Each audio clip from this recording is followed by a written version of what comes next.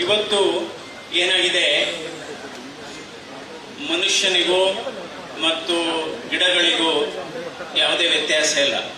ನಾವು ಕೂಡ ಜೀವರಾಶಿನೇ, ಅದು ಕೂಡ ಜೀವರಾಶಿನೇ. ಇವತ್ತೇನಾಗಿದೆ, ನಾವು ಸಂಶೋಧನೆಗಳು ಜಾಸ್ತಿ ಆಗ್ತಾ ಇದೆ, ಆವಿಷ್ಕಾರಗಳು ಜಾಸ್ತಿ ಆಗ್ತಾ ಇದೆ. ಅದೇ ರೀತಿ ಇವತ್ತು ವಾತಾವರಣ ಬದಲಾವಣೆ ಆಗ್ತಾ ಇದೆ. ವಾತಾವರಣ, ಕ್ಲೈಮೇಟ್ ಚೇಂಜ್ ಅಂತ ಏನ್ ಹೇಳ್ತೀವಿ, ವಾತಾವರಣ ಬದಲಾವಣೆ ಮತ್ತು ನಮ್ಮ ಕೃಷಿ ಪದ್ಧತಿ ಕೂಡ ಬದಲಾವಣೆ ಆಗ್ತಾ ಇದೆ. ಇದರಿಂದ ಇವತ್ತು ಮನುಷ್ಯರಲ್ಲೂ ಕೂಡ ರೋಗಗಳು ಜಾಸ್ತಿ ಆಗ್ತಾ ಇದೆ ಮತ್ತು ಬೆಳೆಗಳಲ್ಲೂ ಕೂಡ ರೋಗಗಳು ಜಾಸ್ತಿ ಆಗ್ತಾ ಇದೆ. ಇದು ನಿಜವಾಗ್ಲೂ ಒಂದು, ಯಾಕೆಂದ್ರೆ ಮನುಷ್ಯನ ಆರೋಗ್ಯ ಭೂಮಿಯ ಆರೋಗ್ಯದ ಮೇಲೆ ಅವಲಂಬಿತವಾಗಿದೆ, ಮನುಷ್ಯನ ಆರೋಗ್ಯ ಮಣ್ಣಿನ ಆರೋಗ್ಯದ ಮೇಲೆ ಅವಲಂಬಿತವಾಗಿದೆ, ಮನುಷ್ಯನ ಆರೋಗ್ಯ ಬೆಳೆಗಳ ಗುಣಮಟ್ಟದ ಮೇಲೆ ಇವತ್ತು ಅವಲಂಬಿತವಾಗಿದೆ. ಅದರಿಂದ ಇವತ್ತು ಭಾರತ ದೇಶದಲ್ಲಿ ಇವತ್ತು ಕೇಂದ್ರ ನರೇಂದ್ರ ಮೋದಿ ಅವರ ನೇತೃತ್ವದಲ್ಲಿ ಇವತ್ತು ಕೃಷಿ ಬಜೆಟ್ ಸುಮಾರು 1.2 ಲಕ್ಷ ಕೋಟಿ ಕೃಷಿ ಬಜೆಟ್ ಅನ್ನ ಕೊಟ್ಟಿದ್ದಾರೆ ನಮ್ಮ ಭಾರತ ದೇಶಕ್ಕೆ. ಅಂದ್ರೆ ಇವತ್ತು ಅಗ್ರಿಕಲ್ಚರು ಮತ್ತು ಆರ್ಟಿಕಲ್ಚರ್, ದಟ್ ಈಸ್ ಕೃಷಿ ಮತ್ತು ತೋಟಗಾರಿಕೆ ಎರಡೂ ಕೂಡ ಪೈಪೋಟಿಯಾಗಿ ಕೆಲಸ ಮಾಡ್ತಾ ಇದೆ. ಭಾರತ ದೇಶದ ಕೃಷಿ ಉತ್ಪನ್ನ ಅಂದ್ರೆ ಸುಮಾರು 323 ಮಿಲಿಯನ್ ಮೆಟ್ರಿಕ್ ಟನ್ಸ್. ಆದರೆ ಇವತ್ತು ತೋಟಗಾರಿಕೆ ಇನ್ನೂ ಒಂದು ಮುಂದೆ ಹೆಜ್ಜೆ ಹೋಗಿ ಅದರ ತೋಟಗಾರಿಕೆಯ ಉತ್ಪಾದನೆ ಎಷ್ಟಾಗಿದೆ ಅಂದ್ರೆ 353 ಮಿಲಿಯನ್ ಮೆಟ್ರಿಕ್ ಟನ್ಸ್. ಅಂದ್ರೆ ಇವತ್ತು ಹೆಚ್ಚು ಜನ ಇವತ್ತು ತೋಟಗಾರಿಕೆ ಹೆಚ್ಚು ಆಕರ್ಷಿತ ಆಗ್ತಾ ಇದ್ದಾರೆ. ಯಾಕೆಂದ್ರೆ ಇವತ್ತು ಹಲವಾರು ವಿಧವಾದ ಹಣ್ಣುಗಳು, ಹಲವಾರು ವಿಧವಾದ ತರಕಾರಿಗಳು ಮತ್ತು ಅದು ಕಮರ್ಷಿಯಲ್ ಕ್ರಾಪ್ ಆಗೂ ಕೂಡ ಬರ್ತಾ ಇದೆ.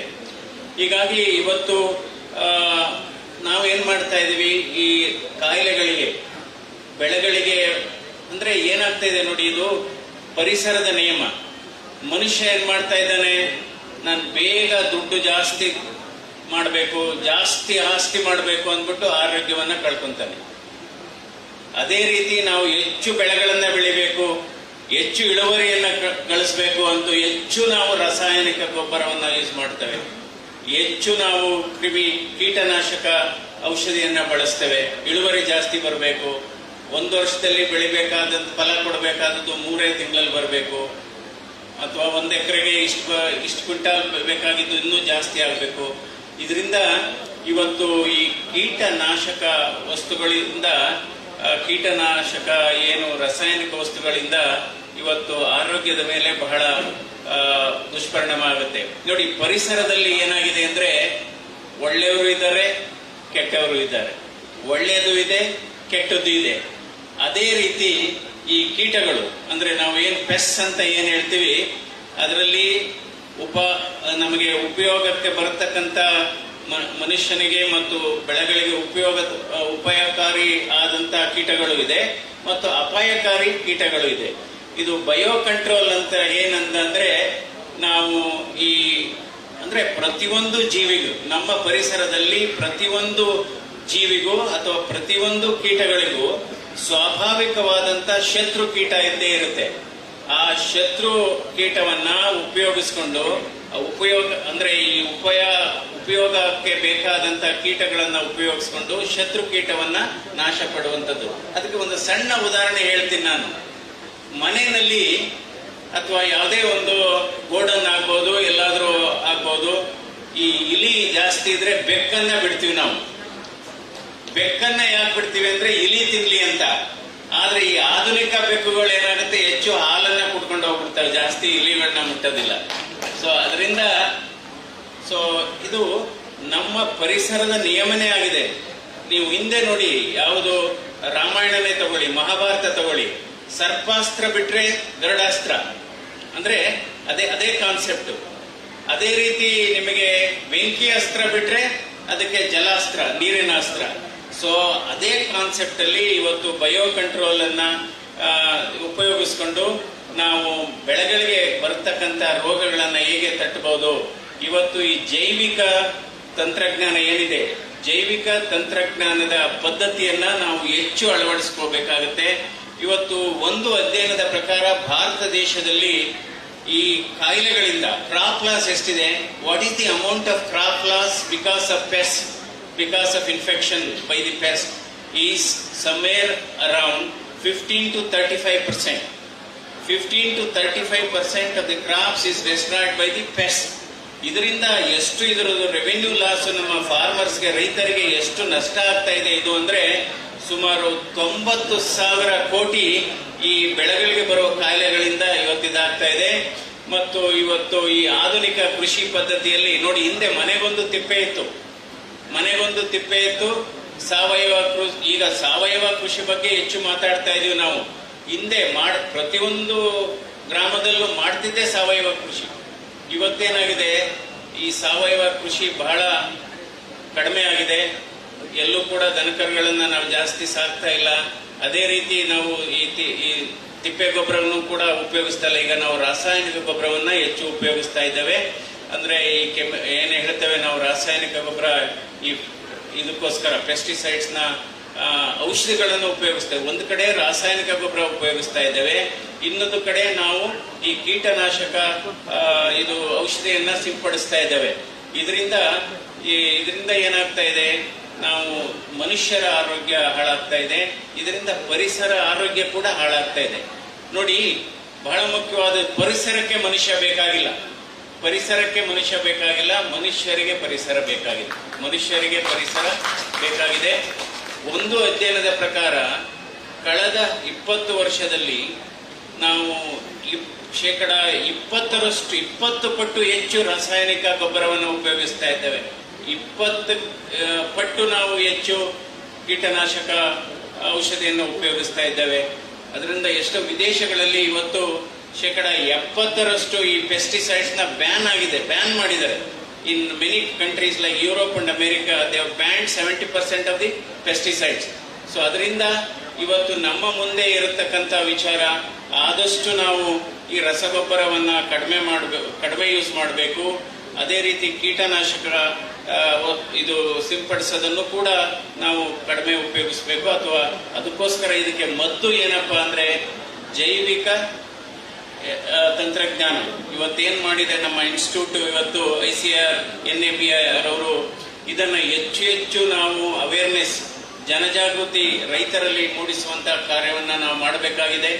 ಯಾಕೆಂದ್ರೆ ಇವತ್ತು ನಾವು ಈ ಅಪಾಯಕಾರಿ ಕೀಟಗಳನ್ನ ನಮ್ಮಲ್ಲೇ ಇರತಕ್ಕಂತ ಉಪಯೋಗಕ್ಕೆ ಬರತಕ್ಕಂತ ಕೀಟಗಳನ್ನ ಉಪಯೋಗಿಸಿ, ಯಾಕೆಂದ್ರೆ ಇದನ್ನ ಆಲ್ಮೋಸ್ಟ್ 4 ಲಕ್ಷ ಇದು ಅಂದ್ರೆ they have insect bank also, almost they have insect bank ಇದೆ. ಅದನ್ನ ಉಪಯೋಗಿಸ್ಕೊಂಡು ರೈತರುಗಳು ಅದನ್ನ ಹೆಚ್ಚು ಉಪಯೋಗಿಸ್ಬೇಕು. ಯಾಕೆಂದ್ರೆ ಇವತ್ತು ನೋಡ್ಬೋದು, ಭಾರತ ದೇಶದಲ್ಲಿ 60% ಸಾವುಗಳು ಈ ಜೀವನ ಶೈಲಿ ಆಧಾರಿತ ಕಾಯಿಲೆಗಳಿಂದ ಬರ್ತಾ ಇದ್ದಾವೆ.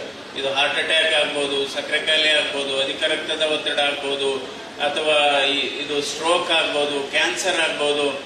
ಅಂದ್ರೆ ಇದಕ್ಕೆ ಇವತ್ತು ಕಾರಣ ಏನಾಗಿದೆ, ನಮ್ಮ ಫುಡ್ ಹ್ಯಾಬಿಟ್ಸ್ ಚೇಂಜ್ ಆಗಿದೆ, ನಾವು ಸೇವಿಸುವ ಆಹಾರ ಚೇಂಜ್ ಆಗಿದೆ, ನಾವು ಬೆಳೆಯುವ ಪದ್ಧತಿ ಬದಲಾವಣೆ ಆಗಿದೆ.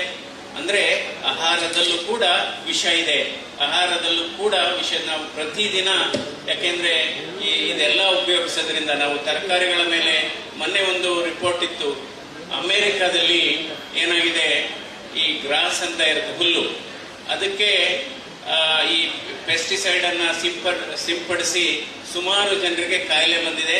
ಅದೆಷ್ಟೋ $1 ಬಿಲಿಯನ್ ಕಂಪನ್ಸೇಷನ್ ಕೊಡುವಂತ ಘಟನೆ ಕೂಡ ನಡೆದಿದ್ದಾವೆ.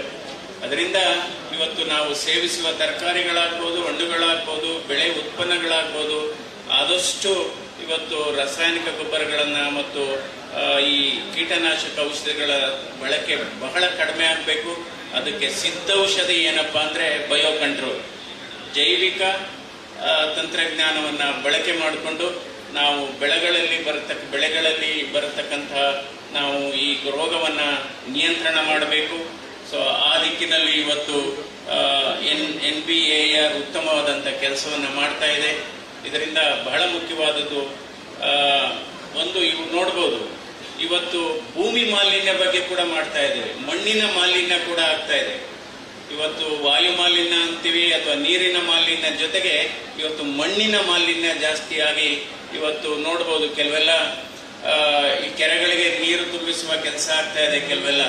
ಅದರಿಂದ ಕೆಲವು ರೆಸಿಡೆನ್ಷಿಯಲ್ ಏರಿಯಾ ಆಗ್ಬೋದು ಕೆಲವು ಕಾರ್ಖಾನೆಗಳಿಂದ ಸ್ವೇಜ್ ಸರಿಯಾಗಿ ಟ್ರೀಟ್ ಮಾಡದಲೆ ಕೆರೆಯನ್ನ ತುಂಬಿಸಿ ಏನಾಗಿದೆ, ಕೆರೆ ಸುತ್ತ ಇರತಕ್ಕಂತ ಭೂಮಿ ಅದರಿಂದ it is contaminated with sewage water.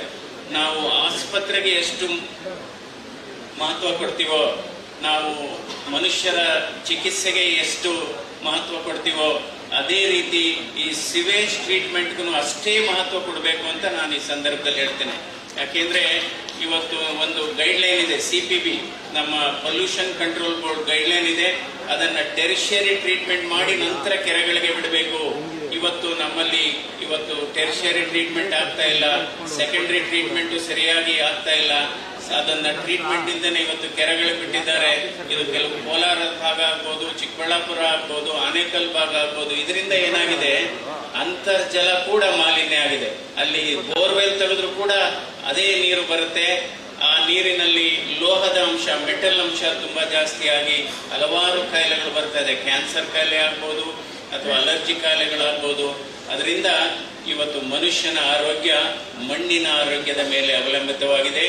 ಮನುಷ್ಯನ ಆರೋಗ್ಯ ಇವತ್ತು ನಾವು ತಿನ್ನುವ ಆಹಾರ ಪದಾರ್ಥಗಳನ್ನು ಅವಲಂಬಿತವಾಗಿದೆ.